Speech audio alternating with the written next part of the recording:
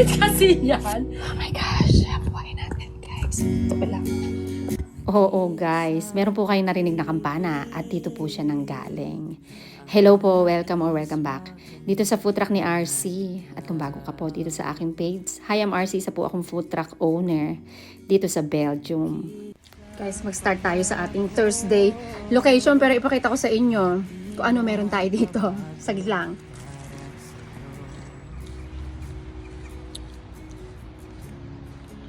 O, diba? Ayan, oh. Ang katedral.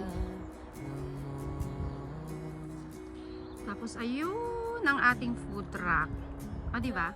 O, di po ba? So, yan po ang aking sitwasyon every week dito sa aking Thursday location. At kitang-kita nyo naman na hindi na nga po talaga halos sasabihin na malapit. Talagang nandito po tayo sa sementeryo. Just imagine po ang aking operating hour dito is 3 o'clock p.m.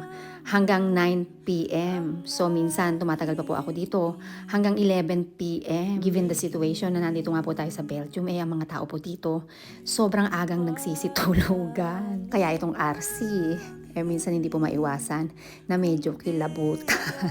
Ay, Diyos ko po. Ang kulit kasi yan. Yan yung nakakapagpaano sa akin. Promise.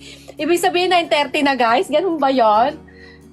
Tama naman po, 'di ba? Ganyan talaga ang mga concept ng mga kampanilya sa mga simbahan, 'di ba? Tumutunog siya pag natapat po sa isang oras at sa kalahati. Kaya naman tuwing Thursday location normal lang po naririnig natin na natunog siya. I don't mind pag daytime, pero pag sapit po ng gabi, ibang usapan na yan. Anyway guys, yan po ang ating for today's vlog na naisip ko lang na i-share po sa inyo. Oo nga po pala guys, gusto ko pong i-shout out ang ating Hara. Nakasalukuyan pong nakasakay sa eroplano patungong China. Bebeng, mamimiss ka namin. Pero don't worry, kami na bahala muna dito. Enjoy mo lang yan, together with your mom. I love you, Beng! Ayan guys, ang konting pasilip dito sa ating Thursday location na minsan po gusto ko naman na i-update ko kayo. Having said that, maraming salamat po sa inyo ng samang support pa rin at ang dahil dyan.